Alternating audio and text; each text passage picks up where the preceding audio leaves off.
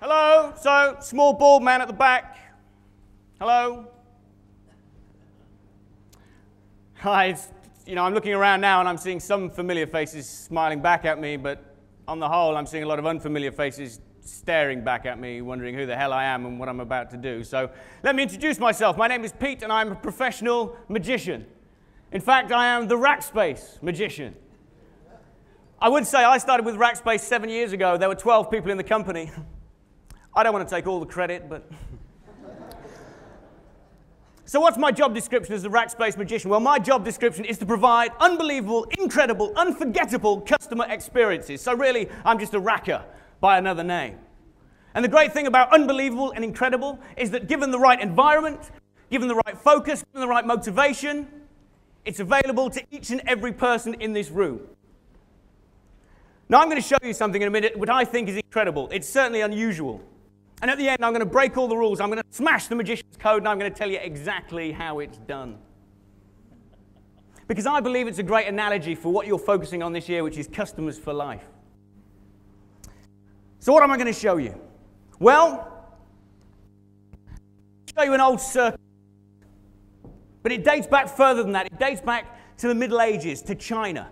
What I'm going to show you was used as a test to decide who from a select shortlist of young girls would be chosen and trained as a priestess. And at the time, that was one of the most revered and respected positions in society. Now, imagine the girls on this shortlist, they'd already been sort of hand-picked. All of them had shown great knowledge of astronomy, astrology, of medicines of the day, and of the holy stories. They were, as I say, the best of the best. And in that respect, it was very difficult to differentiate between the candidates. So the temple masters, clever guys, they created a final test. Now, this final test was said to determine and demonstrate the girls' empathy, sympathy, their tenacity, their courage, to test skills that are human skills, skills that are available to everybody, adopted and nurtured by everybody, skills that can be learned, but can't necessarily be taught. So picture the scene. The temple courtyard. A huge crowd had gathered. Friends and families of the candidates from around China had come. A huge, supportive and enthusiastic crowd. And in the center of the square, several ornate vessels filled with rice. Beside each of the vessels, a ceremonial sword. A huge cheer. The girls would walk forward, pick up a sword, and each of the girls would drop the sword into the rice. And then all together they would lift their sword by the hilt. Now, for most of them, the sword would simply pull clear of the rice. These girls failed. But for one, the chosen one, something very strange happened, something against all the laws of nature. See, the rice in the vessel seemed to coalesce around the blade. It took on a strange kind of energy and held on to the blade of the sword. So that when the sword was lifted, the vessel of rice was lifted as well. Now I'm going to recreate for you exactly that test. When I say exactly, obviously there's a few caveats here. First of all, I am not a tenacious, courageous 15-year-old Chinese girl. I should make that's clear even from the back, I should think. Secondly, I do not have an ornate vessel filled with rice and a ceremonial sword. What I do have is a pickle jar and a plastic spatula. The budget was spent on the PowerPoints. What I do have as the Chinese girls is an enthusiastic and supportive crowd. I think you missed my point there. What I do have is an enthusiastic and supportive crowd.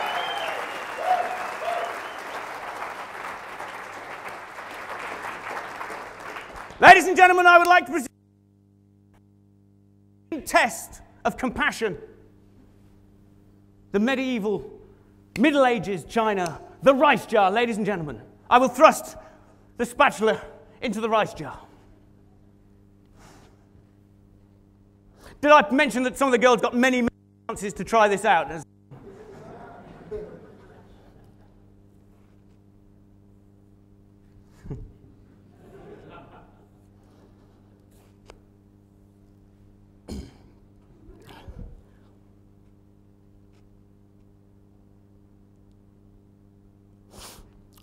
Now, if this works, when this works, I would like you to applaud loudly. But a little bit of advice, do it quickly.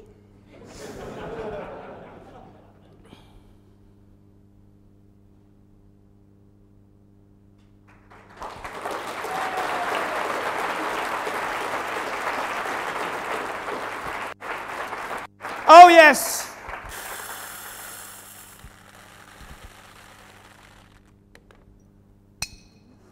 Now, I did say I was going to explain how this works, and I am.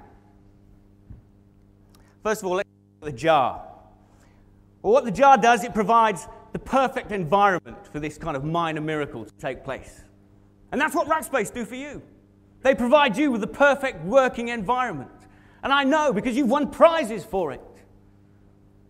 And then look at the shape of the jar. You see at the jar, it's slightly narrowed at the top. This is vital, because what this does, it controls the forces that are created when I put the sword in. Those forces are controlled outwards towards the outside of the jar and back in towards the blade of the spatula.